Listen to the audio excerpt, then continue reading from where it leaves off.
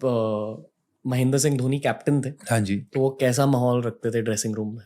धोनी भाई बड़ा रिलैक्स माहौल रखते थे। वो तो वैसे ही बहुत चिल्ड आउट, Easy बात going. जितना बोलना होता उतना बोलेंगे, और वेरी वेरी उनकी प्रेजेंस भी बड़ी काम थी। और ऑफ कोर्स एक दूसरे दमदार प्रेजेंस तो है ही है, तो out of respect, out of love बंदा थोड़ा वो भी करता था, डरता था। बट वो जो एक क्लिप है ना जहाँ धोनी भाई मनीष पांडे को चिल्ला रहे हैं कि इधर देख ले, ऐसे इंसिडेंट्स के बाद ड्रेसिंग रूम में क्या होता है? कुछ भी नहीं होता। People forget it on the field. यार ऑन द फील्ड ना वही प्रेशर है, कितना प्रेशर, इतनी स्टेज है, टाइम पे ओवर खत्म करने हैं, बॉलर्स को चलाना है जी। नहीं तो अगर नहीं पकड़ के रखेंगे, लगाम नहीं पकड़ के रखेगा लीडर हमारा, तो चलेगी कैसे चीज़? फिर वो लड़के अपनी पेस पे चलेंगे, वो फाइन कप्तान पे लगेगा, पूरी टीम पे लगेगा, कप्तान बाहर होगा, तो उस वक्त खींचने को ज़रूरत है, वहाँ खींचना भी चाहिए। MS धोनी के बारे में लोगों को क्या नहीं पता है सर? धोनी भाई as a captain, he's a very fun loving guy, and he's very normal, very very simple, down to earth person, and jam up person. और क्या नहीं पता यार उनके अग्रेशन के बारे में कुछ बताइए। एग्रेशन के बारे में, हाँ मतलब ऑफ कोर्स उनको भी एग्रेशन आता ही है, बट उन्हें पता है यार कि उस एग्रेशन से वो माहौल खराब हो सकता है, तो that's the maturity of human being. उनका जो कंट्रोल है, सेल्फ कंट्रोल बहुत स्ट्रांग है। ओके, तो that's what I got inspired by him so much, कि भाई मेरे को बहुत दम लगता है उस चीज़ में कि बंदे को गुस्सा है लेकिन उसने अपने आप को काबू किया हुआ है। मतलब दिमाग पर कंट्रोल, इमोशंस पर control, that's a very big strength to have, क्योंकि चिल्लाना, गाली देना, ये तो आसान चीज़ है ना, आपको गुस्सा आपने कर दिया, बट उस वक्त आपको काबू रखना, so that's why there's a difference in reacting and responding. Okay. मैंने खुद MBA नहीं किया लाइफ में, हाँ जी, और बिजनेसेस खोलने थे, तो मैंने सौरव गांगुली की ऑटोबायोग्राफी पढ़ी हाँ और MS धोनी के बहुत सारे इंटरव्यूज देखे, हाँ जी, और मैंने मैन मैनेजमेंट के बारे में सीखा। धोनी ने ये कहा कि जब आपको लीडरशिप की रिस्पॉन्सिबिलिटी दी जाती है, एक एक्स्ट्रा रिस्पॉन्सिबिलिटी ये होती है कि प्लेयर्स को साइड में रहकर उनके साथ टाइम बिताना, उनको जानना, उनको पर्सनल मैन मैनेजमेंट देना। ये होता था, आई एम श्योर ये होता है, एक्चुअली होता ही है ना यार। अब सारे बैठे हैं, शाम को कमरे में इकट्ठे हो गए सारे, तो अपने आप ही वो रिलेशन बिल्ट होता है, यारी दोस्ती बनती है, हंसी मजाक तो चाहिए, at the end of the day सारे ह्यूमन बीइंग है। बासु शंकर सर आए थे पॉडकास्ट पर, बेसिकली उन्होंने ये कहा कि हर प्लेयर की बॉडी अलग होती है, एंड उनके रोल के अकॉर्डिंग, टीम में रोल के अकॉर्डिंग, प्लस उनके बॉडी के अकॉर्डिंग, प्लस मेंटालिटी के अकॉर्डिंग उनके लिए अलग वर्कआउट और अलग डाइट प्लान दिया जाता है। हाँ जी। तो आपके पूरे जर्नी में फिटनेस वाइज कुछ ऐसा चेंज हुआ था? मतलब आई एम अज्यूमिंग कि उसी अर्ली 2010s में वेट ट्रेनिंग इंट्रोड्यूस हुई थी। हाँ जी, इन अ बिगर वे। शायद पहले वेट ट्रेनिंग थी 2010 में, नहीं उससे पहले हो गई थी काफी यार। मैं तो अंडर 16 अंडर 17 से वेट ट्रेनिंग कर रहा हूँ। NCA आ गया था तब, सॉरी, तो NCA में जाके हमारे को सिखाया जाता था कि भाई फंक्शनल ट्रेनिंग कैसे, क्योंकि मेरे को जिम का पहले से ही शौक था। मैं तो वैसे ही तब पहलवानों वाली जिम मारता था जाके, सेक्सी बॉडी के लिए। हाँ, कि बॉडी अच्छी होनी चाहिए, जो मर्जी हो, बॉडी तगड़ी है ये, और भाई छाती चौड़ी करके चलना है, ये करना है, वो बदमाश वाली फील जो होती है जी। Bad guy but good intention. Exactly, bad guy but good intention, exactly, I fit in that one. और तो फिर जब NCA गए, I am very very grateful to NCA, because तब मेरे को उस एज पे उन्होंने फंक्शनल ट्रेनिंग सिखाई कि भाई ऐसा करना है, ये करना है, तो धीरे धीरे फिर बदलते रहे वक्त के साथ।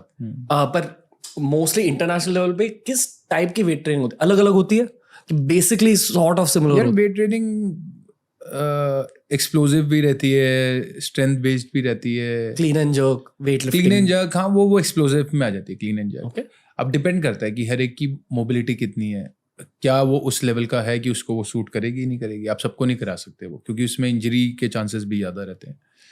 तो वो जैसे विराट को बहुत सूट करी, मतलब मैं नहीं करता वो इतनी ट्रेनिंग, ओके, बट मैं भी फिट हूँ, वो भी फिट है, तो हर एक का अलग है। क्योंकि मेरी बॉडी थोड़ी स्टिफ है, तो मैं वो करने जाऊँगा तो मैं वो अब मैं जैसे करता हूँ ऐसे नहीं करता, पर मेरे को उसके लिए पहले अपनी मोबिलिटी बढ़ानी पड़ती है, तो हर एक इंडिविजुअल डिफरेंट है। जैसे उनका यही कहने का मतलब था कि अब कोई नया लड़का आ गया, उसने करी नहीं तो उसको सीधा नहीं करा सकते आप, उसको इंजरी खा जाएगा वो।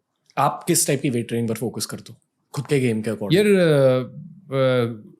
कोई एक पर्टिकुलर नहीं रहती, जैसे डिपेंड करता है ऑफ सीजन क्या है, सीजन क्या है। सीजन में मेंटेन करते हैं हम, क्योंकि सीजन जब खेल रहे हैं तो खेलते वक्त भी जान लग रही है, और फिर जिम में भी ज़्यादा नहीं कर सकते क्योंकि एनर्जी ज़्यादा स्पेंड होगी, तो I have to stay fresh for my match as well. तो अगर जैसे 3 दिन है तो उसमें 1 दिन जिम मार लेंगे, 2 दिन है तो 2 दिन में हल्का जिम मारना, 3 दिन में अच्छा जिम मार सकते हैं। अगर 1 दिन है तो मैं जिम ही नहीं मारूंगा, मैं बिल्कुल रेस्ट करूंगा। ऑफ सीजन में हाँ जी। Do you try lifting heavy like? हाँ जी, ऑफ सीजन में, क्योंकि फिर स्ट्रेंथ बढ़ा देते हैं। ओके। और जैसे अभी मेरा पीछे मैं एनसी गया होता, जब असेसमेंट हुई तो उसमें देखा कि मेरी स्ट्रेंथ बढ़ी हुई है लेकिन मेरी एक्सप्लोसिवनेस कम हो गई, तो फिर मेरे को स्ट्रेंथ वर्कआउट को कम करके एक्सप्लोसिव वर्कआउट को करना पड़ेगा। क्योंकि अगर मेरी स्ट्रेंथ है पर मैं तेज़ी नहीं भाग रहा तो क्या फ़ायदा, क्योंकि मैं ऑफ द फील्ड टक भागना होता है तेज़। तो फिर तो वो असेसमेंट होती रहती है, उसके हिसाब से पता लगता है। अच्छा पता लग रहा है कि भाई स्टेमिना कम है, अभी कार्डियो वाइज बढ़ाना है तो फिर कार्डियो बढ़ जाएगा। तो मिक्स एंड मैच है, वो बैलेंस करते रहेंगे। अच्छा यार ये कम हो गया तो ये कर दो, ये कर लो, तो वो बिकॉज इतने साल का एक्सपीरियंस तो आइडिया हो जाता है। कहते हैं कि दिल्ली रणजी टीम में चांस भी बनना मुश्किल होता है क्योंकि कंपेटिटिव एनवायरनमेंट होती है दिल्ली का डोमेस्टिक सर्किट। तो आपके साथ बहुत सारे ऐसे प्लेयर्स खेले होंगे जो आज और कुछ ही कर रहे हैं। बड़े सारे हैं मेरे साथ के अंडर 19 के इतने लड़के थे जो अंडर 19 इंडिया खेले मेरे साथ, वो सारे आज कुछ और कर रहे हैं। बिल्कुल बहुत सारे हैं। कई कितने करियर बनते हैं, कितने करियर बिगड़ते भी हैं। बिगड़ना क्या मतलब हट जाते हैं और कहीं और अपनी लाइफ में आगे अच्छा कर रहे होते हैं। क्यों हट जाता है यार? अब क्यों हट जाता है? क्योंकि चांसेस नहीं मिलते। भाई जो लड़का जो ग्रोथ पे जा रहा होता है उसको आगे नहीं चांस मिलते। ये लक के ऊपर भी? हाँ जी, लक भी एक फैक्टर होता है। लक होता ही है, लक तो होता ही है ना यार, लक तो है ही है। बाद में उनकी सोच क्या है। कई लोग पॉलिटिक्स में ध्यान देना शुरू हो गए, तो मेरे साथ ये पॉलिटिक्स हो रही है, वो पॉलिटिक्स हो रही है। जो मैंने पहले कहा कि आपकी जनरेशन ट्रांजिशन जनरेशन है जहाँ फिटनेस बहुत इंटेंस तरीके से इंट्रोड्यूस हुआ है। हाँ जी। आपको ये लगता है कि प्लेयर्स के करियर के लेंथ बढ़ेंगे, स्पेशली आप जैसे प्लेयर्स के जिन्होंने इंटरनेशनल मैचेस खेले हैं? हाँ जी। As a fan I feel कि आपके फिटनेस लेवल्स बहुत ज्यादा हाई है एंड फील्ड पे दिख जाते हैं लोगों के fitness levels. Do you feel कि आपके करियर की लेंथ भी बढ़ जाती है? बिल्कुल बढ़ती है। मेरे फिटनेस पे अगर मैं बात करूँ तो मेरी फिटनेस बहुत अच्छा है और बिल्कुल बढ़ती है। आप अपने आप को मेंटेन करते हैं तो वो आपको फ़ायदा ही देगी हर एक चीज़। वो मेंटेन ही करता रहा हूँ ना कि मैं 15-16 साल से स्टार्ट किया, तो मैं मेंटेन कर रहा हूँ उससे अच्छा। आप योगा और प्राणायाम करते हो? मैं योगा स्ट्रेचिंग करता हूँ, मेडिटेशन करता हूँ। Okay. And do you feel it's affected your fitness?